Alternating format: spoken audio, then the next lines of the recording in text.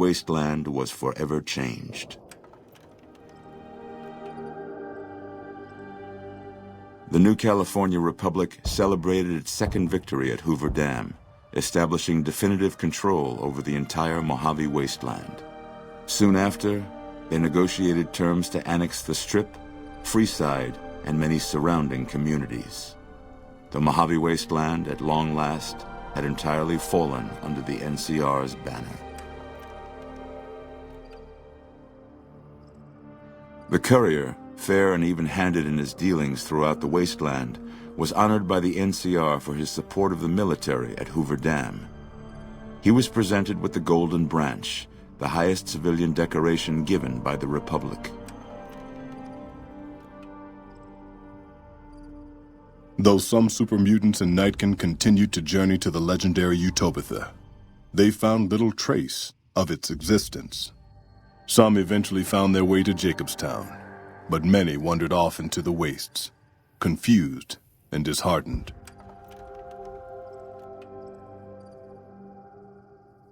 Invigorated by his travels with the Courier, Raul once more took up his guns in memory of his lost Rafaela. Soon after, the Mojave was filled with tales of the ghost vaquero who hunts down those who prey on the weak. With the help of the Gunrunners, the Boomers developed a healthy trading relationship with the NCR. Eventually, the Boomers began wandering out into the wasteland while still preventing outsiders from entering Nellis. The Brotherhood and the NCR in the Mojave Wasteland declared an official truce, despite continued hostilities between the two in the west. As per their agreement, the NCR handed over all suits of salvaged power armor, and in return, the Brotherhood helped patrol I-15 and Highway 95. The peace with NCR served to ease Veronica's worries about the Brotherhood's immediate future. Still, a distance had arisen between her and her fellow members that would never be bridged. She began secluding herself in crumbling libraries of the old world, learning of promising technologies she knew the Brotherhood would never adopt.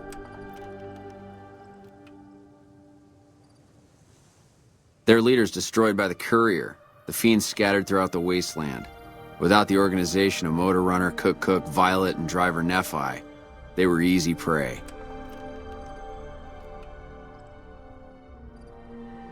After the NCR's victory at the dam, the followers of the Apocalypse were pushed out of Old Mormon Fort during its occupation by NCR forces.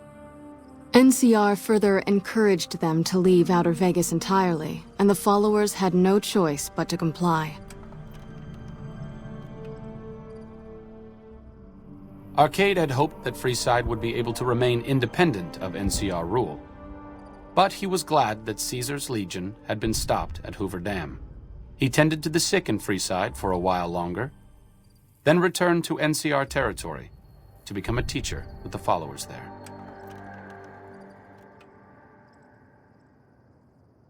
Goodsprings saw more trade along I-15 after NCR gained control of the Mojave Wasteland, but with that came a heavy burden of the Republic's taxes.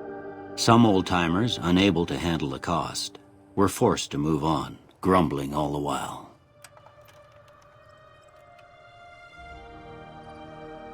The slaughter of the Van Graffs and the Crimson Caravan caused no end of trouble for NCR back west. Already struggling, NCR's supply line suffered further as the two caravans withdrew support until the massacre in the east was resolved. Cass survived to see the NCR flag flying proud over Hoover Dam, and thought for a moment, this is what a hero must feel like. She was about to tell the Courier not to get too proud of himself. Then she figured, he knew that already. That night, Cass kicked in the door of his room to celebrate, only to find the man on the bed was an NCR soldier whose barracks had been destroyed. He was cute, though, so after having her way with him, she got the hell out, leaving an empty whiskey bottle as a note. As she walked along the dam in the night, she felt drunk, content, and happy to be alive. which to her was the whole point of it all. After their suicidal last stand at Hoover Dam, the Great Khan ceased to exist as a tribe. The few surviving members dispersed, joining up with other tribes and gangs across the Mojave, and quickly forgot their heritage. It took more time than anticipated for a cure for the Nightkin schizophrenia to be found, but in the end, it was beneficial to Jacobstown. The presence of the Nightkin leader, Keen, persuaded Nightkin from across the wasteland to make the journey to the town. Jacobstown prospered, becoming known as a fair, if somewhat intimidating, place for a trader to do business. Lily continued to take her medicine at half doses, and although she remembered her grandchildren, her mind remained muddled and confused. Eventually, she parted ways with the courier and traveled west, seeking the remnants of her past. With the king dead and most of their gang slain by the courier, the remaining kings fled the area, never to be heard from again.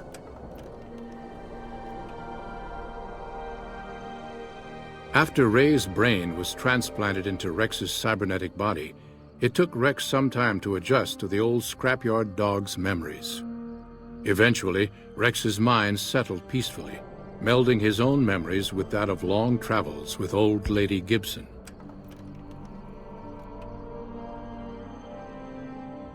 Shaped up by the courier's advice, the Misfits distinguished themselves during the Legion's attack on Camp Golf. Mags was finally promoted to sergeant, and the rest of the Misfits received an official commendation. They continued to serve with distinction for many years. While the destruction of the Repcon rockets appeared to be a boon to the salvagers of Novac, the benefit would never be realized. Radioactive fuel from the wrecked ships seeped out and contaminated the area. Salvagers were forced to move on, and the town was abandoned. After Hoover Dam, the leaderless powder gangers at the correctional facility vanished into the wastes, leaving the prison empty. The correctional facility became another abandoned ruin in the wasteland, its carcass occasionally picked over by enterprising prospectors.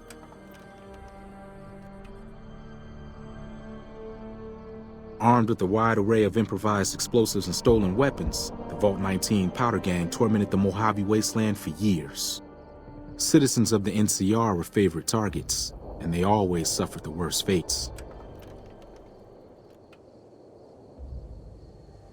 Prim Slim proves to be an able-minded, if not able-bodied, sheriff for Prim. And due to his slow speed, some crooks get away without a scratch. But Prim continues to prosper under his watchful, robotic eye.